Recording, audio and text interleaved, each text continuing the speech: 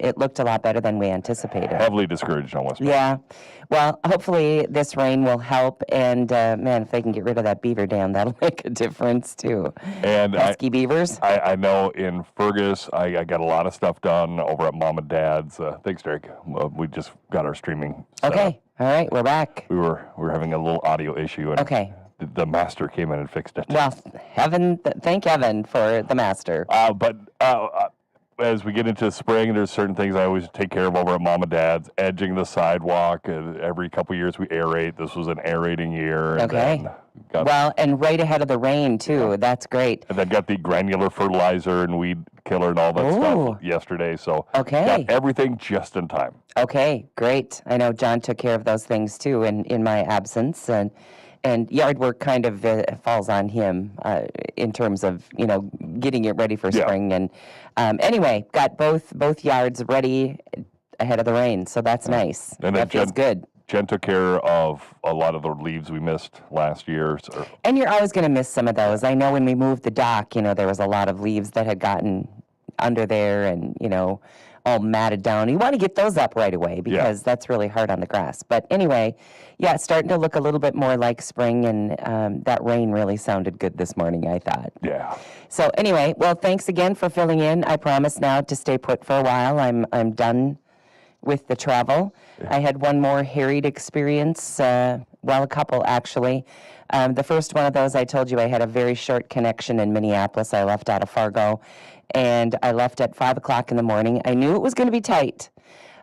So I asked the agent in Fargo to get a cart ready for me at the other end because I knew I maybe wouldn't make it.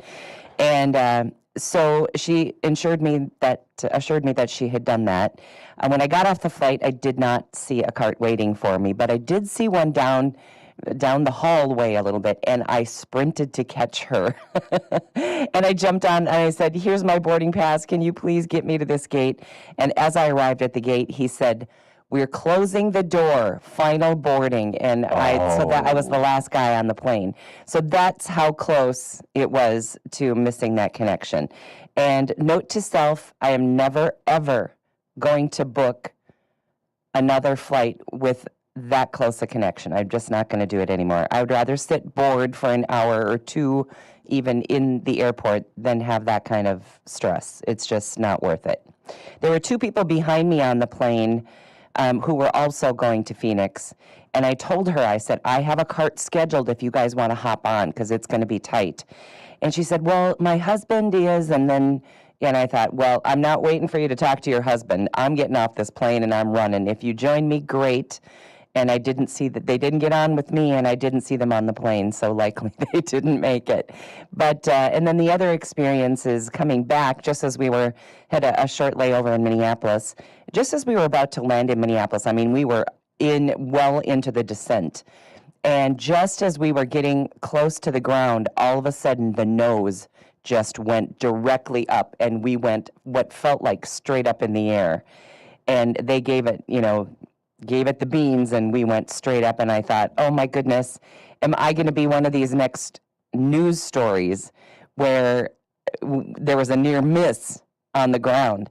Well, it turns out something was on the runway, and they said some contamination on the runway. So we never did find out what that was.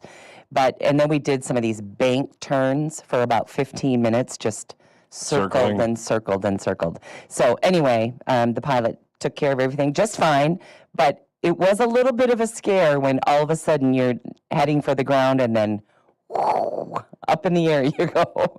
So anyway, that's as bad as it got. Everything else went great.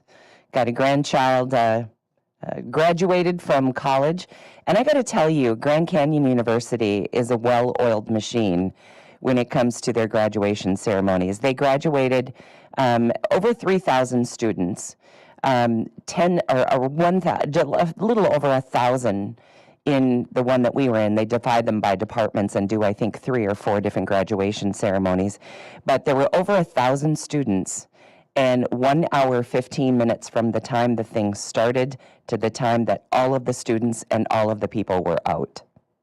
That's pretty amazing. How many speeches were there? 2.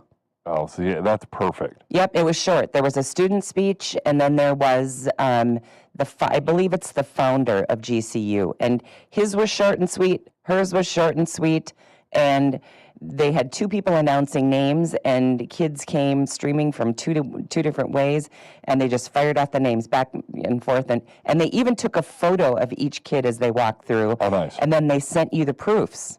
Oh, nice. I mean, so well done. And you know me, how I love music, and I love worship team and that sort of thing. Well, oh my goodness, you can imagine what the worship team sounds like at Grand Canyon University. Yeah. It was spectacular. So for about a half an hour, we got to listen to that while we were waiting for the ceremony to begin. But got to tell you, it was moving. It was really fun, and of course, we're super proud of having another grandchild through college. Into an apartment. And into an apartment. Yeah, moved him from campus to the apartment, and all's well. So, yeah, good deal. It's great to hear that they had short speeches. Every time I go to a Fergus graduation, it's like they've got a whole list of people who are going to give speeches. Absolutely. And they all try to be funny, and they're not. And that's when they are graduating, 150 students. This is well over 1,000. Yeah. And 1 hour, 15 minutes. I couldn't believe it. It went so well, and it was so highly organized. Yeah. From when you came up, and we had a little one with us, so we had a stroller. Well, they wouldn't let me take the stroller inside, so they had all these students lined up to help anybody with those kinds of things, and they took the stroller from us, gave us a ticket, and when we came out, and remember now, there's hundreds, maybe thousands, well, for sure, thousands of people there. And when we came out, there's those girls standing with the stroller that we gave them, and so they were everybody just really did their job, and all the students that were helping with things on campus were so friendly, and anyway, just a really good experience, and a lot of, 3-4 days of fun with family, and so we always love to do that, to hang out together. So yeah, and a move complete, so we felt like we left him in good shape as we headed back to Minnesota. So anyway, all's well. And all's well. And I'm not going anywhere for a while. That's nice. Okay, well, and I have to say that not one time since last Wednesday did we ever turn on a TV. I really did not look at any news. We were busy running back and forth from campus to a new apartment, and we just didn't have a lot of time for that, and we were hanging by the pool, and They're staying in Phoenix? He's staying in Phoenix, yep. And so we just didn't have a lot of time for that, and probably wouldn't have done it anyway because we wanted to be outside. It was so nice. But anyway, I was completely unplugged from the news since last Wednesday until this morning. So I'm going to give you the highlights as they're printed for me here. Another one of those crazy people driving through a crowd of people. This was in Vancouver, killed 11 and injured many others. They rule out terrorism, and when they got the guy, he's had many encounters with the police, all of them with regard to mental illness.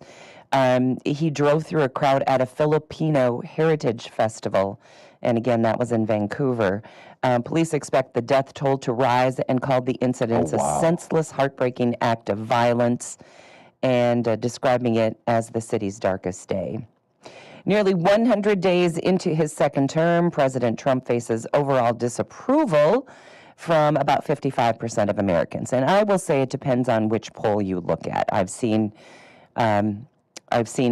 different numbers from different polls.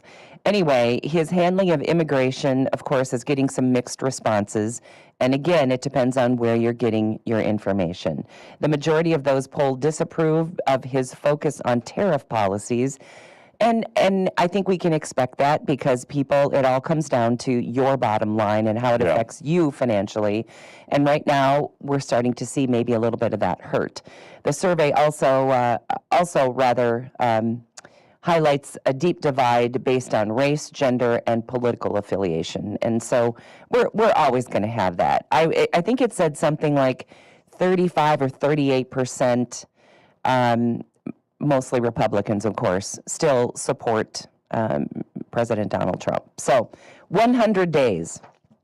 And I don't know that we've seen a president for a while that has made those sweeping changes in 100 days. He did a lot. He has done a lot, and some of them, of course, look controversial. And then, of course, then you take the mainstream media and let them get a hold of it, and then it spins out of control. And now we're hearing these stories about ICE officers deporting a Cuban mother of a 1-year-old plus 3 children and their Honduran-born mothers who are U.S. citizens. Now the children are, not the mothers. Yep. So now they're crying out about these children being deported. Well, it was because the mother said, I want the children to go with me. She could have made the decision since they are U.S. citizens, if there were someone to leave the children within the United States, they could have done that, but chose to take them along. Yeah, but you're not going to leave your 1-year-old. As any good mother would do. So, but anyway, the media has taken that and saying, oh, now we're deporting 1-year-olds. Well, we're deporting an illegal someone who is here illegally, and she chose to take her 1-year-old with her, thank heaven. But anyway, so it just depends on the spin of the story. But I don't think we're going to see Donald Trump back down on getting illegal immigrants out of this country. I just don't think we are. Let's see what else we have for you. Former New York Representative George Santos. Haven't heard his name for a while. Yeah, he's going to jail for a while. 7 years in prison for federal wire fraud and identity theft. Prosecutors described him as a pathological liar, and we did see that. Oh, guy's just insane. And argued for a substantial deterrent. Santos, who pleaded guilty to fraud-related charges, faces consequences for misusing donor funds for his own personal expenses. So he's in some big trouble, hot water. Mm-hmm. And, one Republican that we're not sad to see go away. No. Pope Francis was laid to rest after a funeral mass attended by over 250,000 mourners and 130 world leaders following his death at age 88.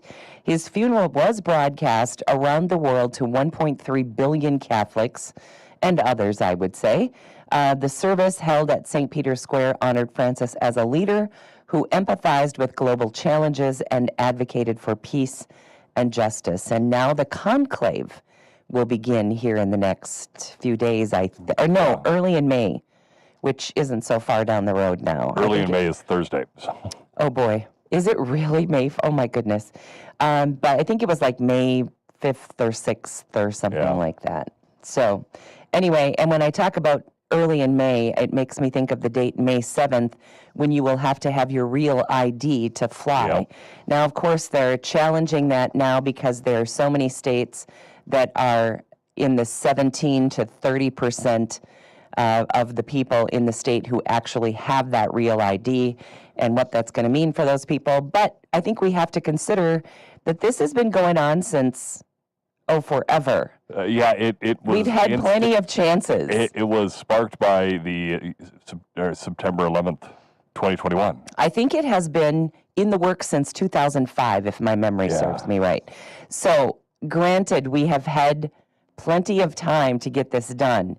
But the president says, nope, this is it. This is your last chance. You've had plenty. And it looks like May 7th is your date. And if you don't have your real ID, you use a passport. I would, if you don't have a passport, I would apply for a passport. It's easier. Yep. And you'll get it in a couple of weeks, usually. We got ours in about 2.5 weeks. And then you can also ask for, in addition to the booklet, the hard card. The hard card. Yep. And that's what I travel with. And, of course, getting into May, set into May, Bethlehem Lutheran Church has their big meatball dinner. So I'm looking forward to that. That's the 17th, right? Yes, May 17th, 4:30 to 7 at Bethlehem Lutheran Church. Okay. And Cinco de Mayo on the 5th, if you want to eat guac, drink margaritas. A lot of things happening in May. All right. Well, we've got all kinds of stuff. Remember Pee Wee Herman? Yeah. Going to auction off something of his. We'll tell you about that coming up, and a lot more, too, when we come back on Morning Talk. Back with more Morning Talk with Mary Dolan and Dave Bishop. Brought to you by Pioneer Care and Fergus Falls Monument Company. After the markets on News Talk 1250 KBRF. Depend on it. What's the Ox say? Today on Hot Talk with the Ox, right away hear the latest Trump news, Ukraine and Russia, and from the Minnesota legislature this week. Hear what's on their schedule and maybe the next Ox Across America broadcast. Then is anti-gun activist David Hogg still vice chair of the National Democrats? Right away at 2:06 though, test your recall of last week's shows on Heard It on Hot Talk. See you for Hot Talk with the Ox today from 2 to 5 on News Talk 1250 KBRF. What's the Ox say? I'm Derek Sidian with KBRFradio.com News. Join me live every Friday on KBRFradio.com or the Fergus Now app for the weekly news recap, where I recap this week's hottest local news and you catch up on what you might have missed. The live stream starts at 12:30 and will be available to watch after the stream ends. The KBRFradio.com weekly news recap is brought to you by Fergus Falls Monument, online at foreverstonememorial.com, memorials that matter. Ready to maximize your sugar content and boost your bottom line? Vive's powerful 3-step fungicide program has you covered. Start strong by easily mixing Asteroid FC 3.3 in furrow with your starter fertilizer for unbeatable early season rhizoctonia control. Then give your sugar beets a mid-season boost with Astronaut, delivering enhanced disease protection, stress tolerance, and vigorous plant growth right when it's needed most. Finish strong with Phobos FC fungicide for superior Cercospora leaf spot control. Get more sugar from every acre with Vive's fungicides. Visit vivecrop.com/more sugar to learn more. Find out why the markets are moving. Get in-depth ag information with the Red River Farm Network on News Talk 1250 KBRF. Depend on it.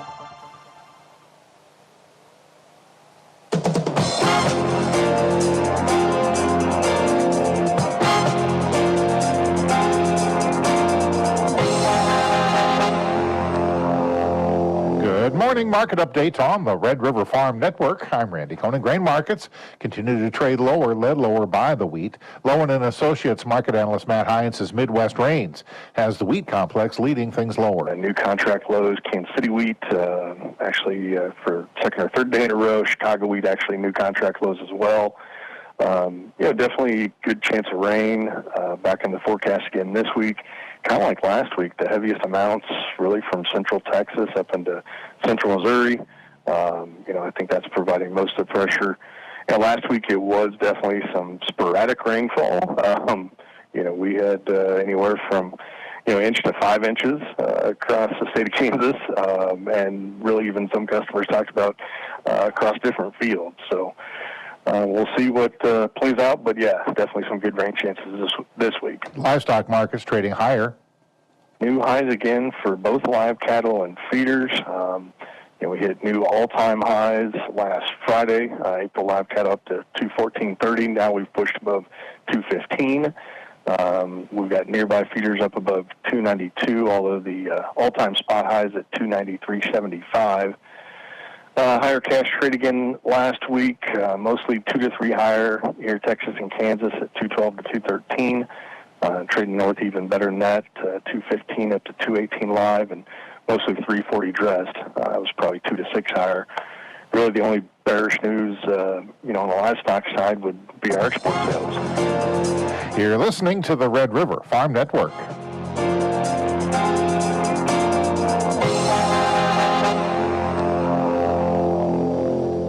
Don't miss this week's edition of Fielding Questions, a podcast produced in collaboration between Ag Country Farm Credit Services and the Red River Farm Network. In this week's edition, Financial Officer Tom Lippert talks about real estate loans. Here at Ag Country, we pride ourselves in flexibility and finding the right solutions for each borrower, whether that's long-term fixed-rate loans up to 30 years. We have 1 to 10-year adjustable rate loans and many options in between. One of our biggest segments that we strive to serve is our young beginning farmers and ranchers, and that's through our Starting Gate program. And like you touched on with land values where they're at, we understand how difficult it can be and often stressful to purchase that farmland for anyone, let alone a beginning farmer. And for those beginning farmers, or YBFs as we like to call them, we offer excellent rate, discounted cost, and certainly flexible structure to help these guys out. Don't miss this edition of Fielding Questions, a podcast produced in collaboration between Ag Country Farm Credit Services and the Red River Farm Network.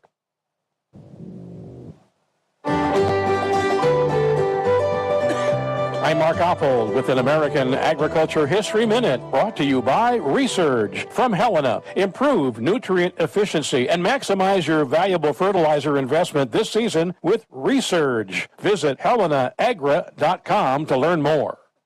Edward P. Ellis was an entrepreneur who, in 1860, bought a bankrupt firm at a sheriff's auction, the Reliance Works of Milwaukee, Wisconsin. Under his leadership, began producing steam engines and other mill equipment. Thomas Chalmers was a Scottish immigrant to America, came to the U.S. about 1842, and was working in Chicago. In May of 1901, Thomas Chalmers and Edward Ellis merged their two companies, Ellis Chalmers. And that's today's American Agriculture History Minute. I'm Mark Oppold. May wheat Minneapolis down 11 3/4, 579.5. Chicago May wheat down 17 3/4. Kansas City May wheat down 16 cents. May corn down 5.5, 473 1/4. December down 7 1/4, 448.5. May soybeans down 5 cents, 1044 3/4. November down 5 1/4, 1029 3/4. In Winnipeg, May canola $1.80 a metric ton lower, 695.50 Canadian. June live cattle up 97 cents, 209.22. The May feeders $1.92 higher at 292.45. May lean hogs are 50 cents higher at 93.30. Dow Jones Industrial Average up 100 points, 40,214. This is the Red River Farm Network. I'm Jessica at the Fergus Falls Monument Company. I'm the first person you see when you come through the door, and I also talk to customers every day on the phone.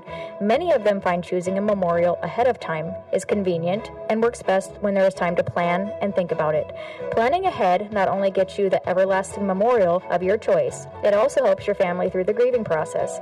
At Fergus Falls Monument, we can help you plan ahead and choose a memorial made right here locally. Call or stop in or visit us online at foreverstonememorials.com.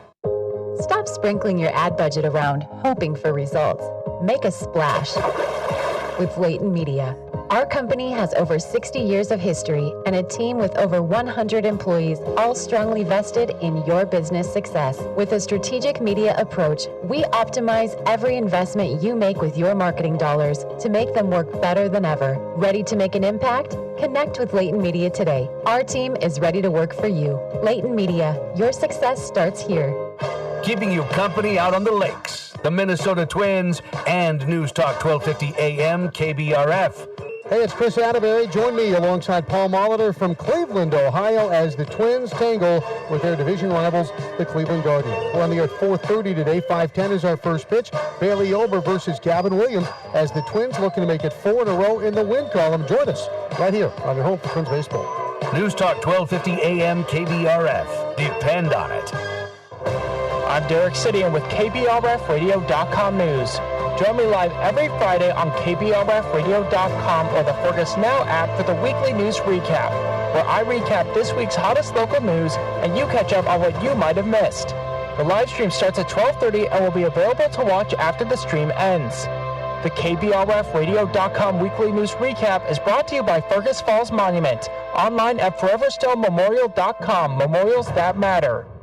Some days, I feel so down, I can barely get out of bed. Is this depression? I feel so tense and worried all the time. Is this anxiety? Check up on your mental health. Take an online mental health screening at mentalhealthmn.org. Mental Health Minnesota has online mental health screenings, resources, support, and connections to treatment and crisis services. All anonymous, confidential, free of charge, and open 7 days a week. Mental Health Minnesota is here for you. mentalhealthmn.org. Sponsored by Mental Health Minnesota, the Minnesota Broadcasters Association, and this station.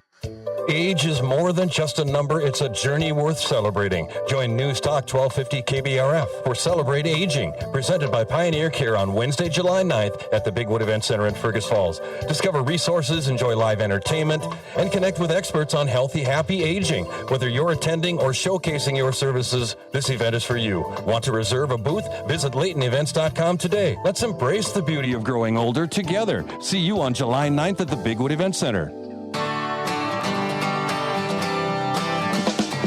News Talk 1250 KPRF. Listen anytime, any place with the Fergus Now app on your phone. It is 9:37 and one of my favorite segments throughout the week. It's Two Marys and a Dave.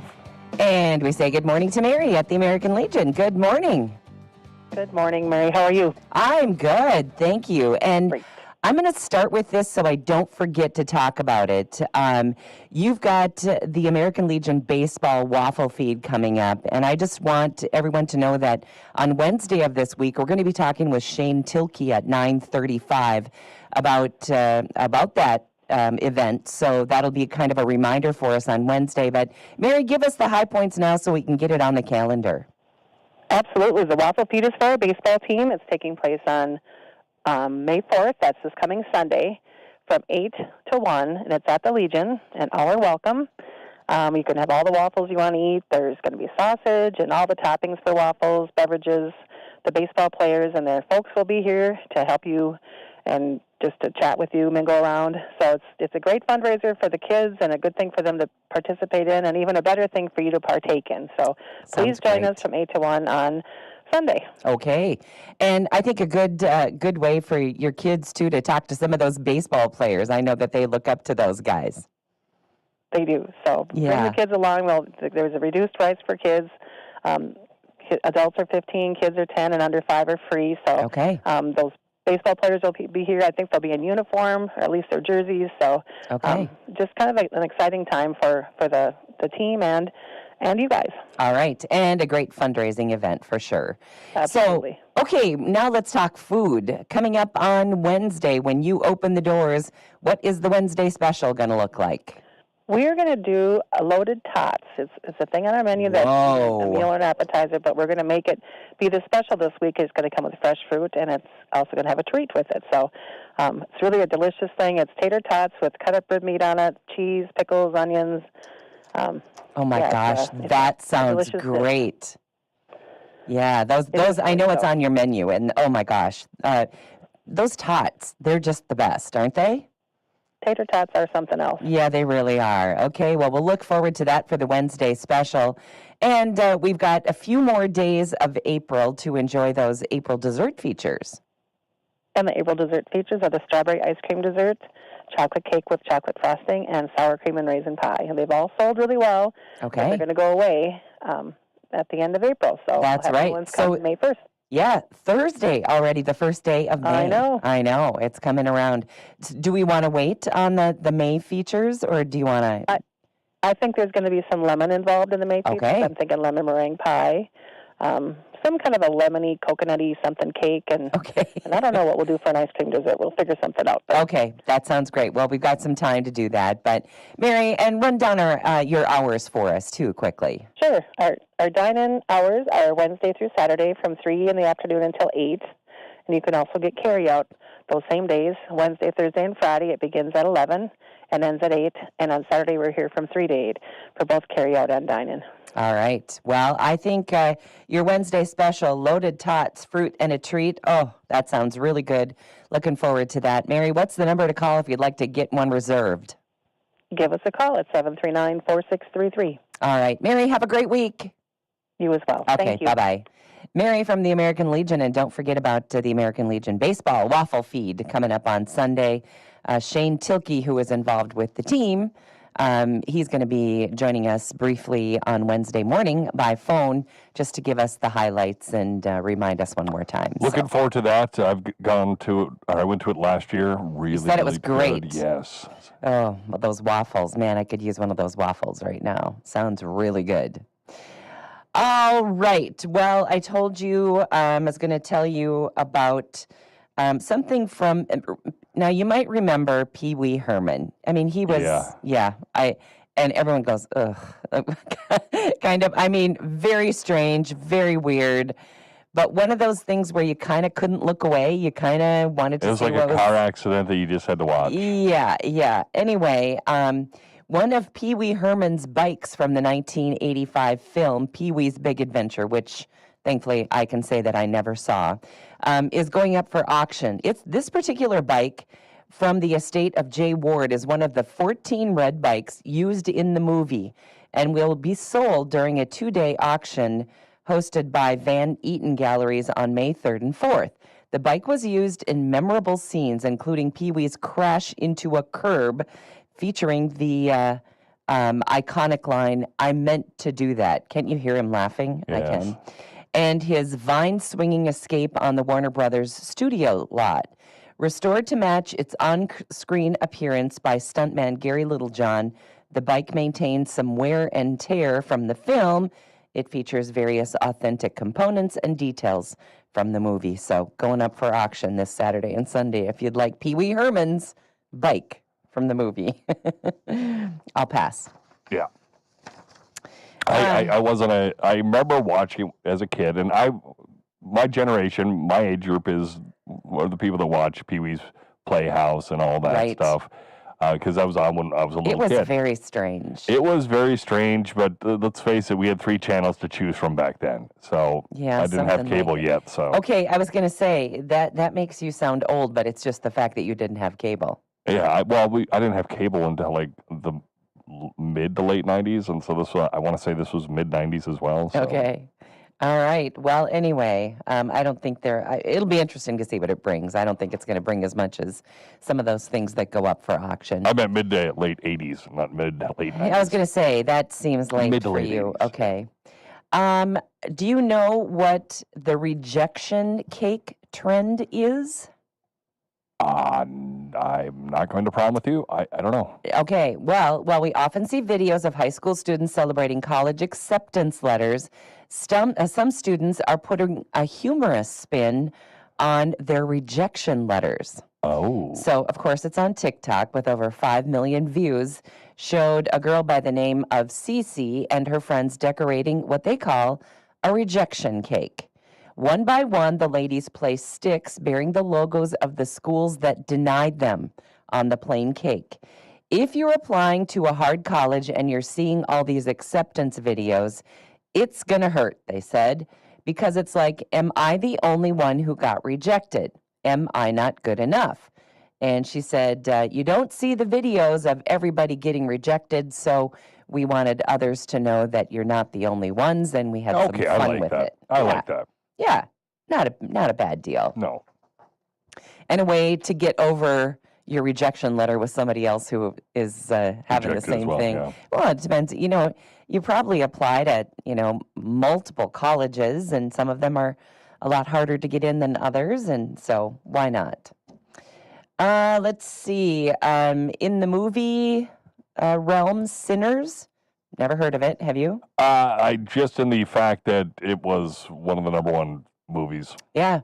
Continued its dominance at the box office, raking in an impressive $45 million over the weekend. And let's see. The movie amassed $122.5 million in North America, $161.6 million globally. Wow. Surpassing its $90 million production budget. Meanwhile, Star Wars Episode 3, Revenge of the Sith, am I saying that right? Revenge of the Sith, yes. Made a strong comeback. They had about $25 million on the books. The Accountant 2 is new this week, and that one closely followed in third place at about 24.5. I find it interesting that Revenge of the Sith, I suppose there's a lot of people that wanted to see the anniversary version of it, so. Yeah. I mean, it came out like 30 years ago. I think it's a 30-year anniversary. Oh, okay. Minecraft movie secured the 4th spot for its 4th weekend in a row. And Until Dawn debuted this weekend in 5th place with $8 million. So we went from $45 million in 1st to $8 million in 5th. Well, I mean, you can only watch so many movies. That's right. And it's been a long time since I've watched a movie in the theater. That's Derek right. and I were talking about movies while you were gone, and it's... I honestly don't know the next movie that's going to make me go, I want to go see that in the theater. Okay, well, I watch movies on Netflix, so I have no idea how old they are, and sometimes they're very old, and probably people are like, oh yeah, you haven't seen that one yet? And sometimes I watch them over, and I get partway in, and I think, I think I've seen this before. But I watched a cute one last night, and it's called The Life List. Okay. So if you're in for kind of a sort of a feel good, okay, it's a nice movie about a mom who passes away but leaves a list that she has found from her daughter's things that her daughter made and called it the Life List from when she was 13 years old. And then the mom asks her after her death in a series of CDs, or rather DVDs, to complete her life list. Okay. So it's kind of cute. Well, we're going to head out to our movie expert real quick, and you head over to Derek. And Derek, you got some more movie news? Well, I just wanted to touch on what you guys were talking about with Revenge of the Sith and how that, even though that was a movie that came out in 2005, it's number 2 at the box office this weekend. I've seen a lot of talk about that, and a lot of it comes down to the people who really love that movie, like myself, were either really young or not even born yet when it came out. So a lot of people wanted to see that in theaters because they had it. I was lucky enough that my parents brought me when I was, 4 or 5 years old to the movie theater to go see that one, but a lot of people didn't. So I think that's a lot from what we've seen. A lot of the people that love that movie did not get to watch it in theater, so that's why it's so big. All I know is I've got the high ground, so don't try it. Okay. It's a line from the movie. Okay. Well, you got me because I haven't seen any of it. Haven't seen any of them. And impressive that your parents would take you at age 4 or 5. Yeah, I mean, they loved Star Wars. I grew up watching the movies at home. I don't really remember going to the theater during that because I was so young, but I remember a few months afterwards when it came out on DVD, I can remember having remembered going. Okay. It's weird. All right. Well, doesn't he make you feel old? On occasion, but I make you feel old, so... Yeah, I know. And there's like 20 years between each of us. Yeah. 20 years between Mary and me, and 20 years between me and Derek. Oh, my goodness, yeah. Well, I'm on the old end of that whole spectrum of 3, for sure. Well, thanks, Derek. Okay, this would leave me traumatized as well. During a visit to a Mexican restaurant in Virginia, a woman made a surprising discovery in her margarita, a baby snake. Oh, duh. Not the worm. She recounted the moment she found the snake to 8 News, explaining how it hit her in the forehead as she went to take a sip. Despite efforts by staff to remove the snake, a fellow diner had to intervene and take it outside.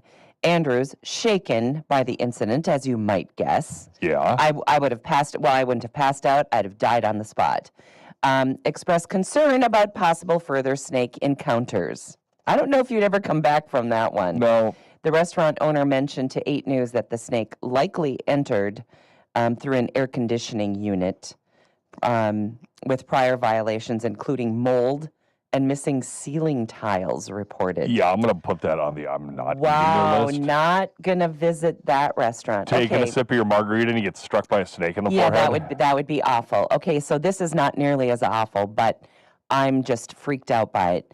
And I've talked about, even when I've been in Florida, those little geckos that... Oh, I love those things. I hate them. They're so cute. In fact, I want to lift my feet off the floor right now. They're hardworking insurance people. I'm just freaked out by them. And those are the teeny tiny ones. Yep. Okay, so we are having lunch when I first got to Arizona last week. And it's a place called The Buttes. It's a beautiful resort, and it's built into the rock. And so we were having lunch at a spot that was up in the rocks. And I'm sitting there, and all of a sudden, somebody says, "Oh, look at that." And I look over, and I don't know what you call it, but it was this big. An iguana? I don't know, but it was a lizardy thing. And it was big. And they're all making fun of me that it's not that big. It was that big. And it was 2 colors. It was awful. Ishy, icky, terrible.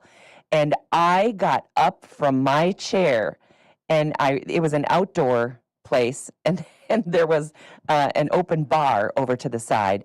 I got up out of my chair, and I was like behind the bar in seconds. And everyone at the table is just howling with laughter. And then I had to put my feet up on my daughter's. She was sitting next to me. I put my feet up on her chair. I thought, and the thing kept poking its head out from the rocks throughout the whole meal. Oh my goodness. I still get I get the chills thinking about it. I will give you a giant piece of advice. Never go to Fort Lauderdale. Oh, I can't do that. Reptiles, I can't do reptiles. Iguanas are everywhere. Oh. Some of the ones we saw were like the size of dogs. Oh, I mean, they were. And they're so ugly. Yeah. And this one was like two colors, like green and flesh color. Oh, it was just awful. Anyway, that was my brush with, and of course I called it an alligator. I said it's this big, you know. But to me, it was giant. If I'm scared of a gecko that is maybe 3 inches long, you can imagine how I handled this. Yeah, there's like 4 foot long iguanas that we saw in Fort Lauderdale in the canals. I remember once I was serving on a committee, and we were having a committee meeting, and we had met with this committee. It was a bond referendum committee here in town. And so we had met multiple times, and somehow the fact that one of our committee members had an iguana, I think, as a pet, I had made this, this reference to, they just freak me out, and they'd make me weak, and they brought on it in, didn't they? They brought it to the meeting. Oh. And I up and bolted out of that meeting, and I didn't come back. I said, I cannot be in the same room with that thing. And yes, I'm not very good at lizards. And lunch with a lizard, not my favorite from thing. Fort Lauderdale. Oh boy, they are everywhere. That was just, I'm gonna have bad dreams for a while on that guy. Okay, do you want? I did have a couple of trivia questions for you. Oh yeah, we got time for a couple trivia. Okay, here we go. I would not know this. All of the clocks in Pulp Fiction are stuck at what time? I never saw this. I saw the movie once. I don't know, 2:30? 4:20. Didn't know that at all. Yeah. Which movie was the first feature film made entirely in CGI? Oh, think about a very popular, I'm going to say kids movie. Yeah, I think it is Beauty and the Beast. Toy Story. Oh. Close. Yeah. I wouldn't have been able to come up with that either, but Toy Story, cute movie. Yeah. Really cute movie. All right. Well, I think that's going to put a wrap on what we're doing on a Monday. Here's hoping that you enjoy your Monday, get off to a good start for the week. Our show today and every day is brought to us by Pioneer Care and by Fergus Falls Monument Company. Have a great Monday.